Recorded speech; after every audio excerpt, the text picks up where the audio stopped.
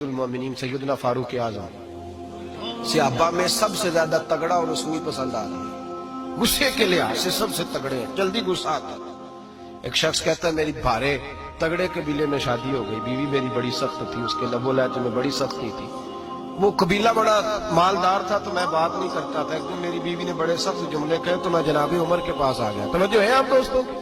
کہتے ہیں حضرت عمر کے پاس آیا تو میں نے دروازے پہ دستک دی، بیوی کی شکایت کرنے آیا کہ ذرا مہربانی کریں۔ تو کہتے ہیں جناب عمر اندر سے اٹھے تو ان کی زوجہ بولنے لگی، کہنے لگی بس آ گیا آپ کو کوئی بلانے والا؟ ابھی 5 منٹ نہیں ہوئے تھے آپ کو آئے، سارا دن آپ مسجد میں رہتے ہیں، ساری رات آپ چہرے پہ نقاب ڈال کے گلیوں میں گھومتے ہیں، اتنی ڈیوٹی آپ کرتے ہیں، گھر یہ میرا اکیلی کا ہے، بچے میری طلاق ہے، آپ کو کچھ خیال ہونا چاہیے، کچھ توجہ کریں۔ وہ شخص کہتے ہیں وہ بی بی بولتی رہی اور جناب عمر ہنستے رہے، اور ان کی مسکراہٹ بھی میں سن رہا تھا۔ جب آپ بہت زیادہ مسکرائے نا تو وہ بھی مسکرانے لگی، زوجہ بھی مسکرانے لگی اور کہنے لگی اب کیا کہتے ہو؟ تو جناب عمر کہنے لگے کیا یہ رہا ہوں کہ اگر تیری بات ختم ہو گئی ہے تو میں جاؤں، اور اگر ہے تو میں کھڑا ہوتا ہوں، سنا لے کوئی اور بھی ہے تو۔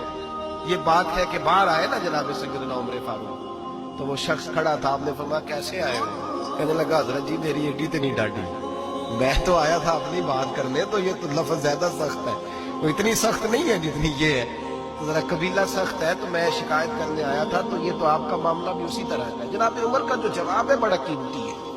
آپ نے فرمایا میری بیوی میری ہر طرح کی خدمت کرتی ہے، لفظوں کا حسن دیکھیے، ایسے نہیں کہ بیوی کوئی کام نہیں نہ کرے اور مفت کی چڑھائی کرے، وہ بھی درست نہیں ہے۔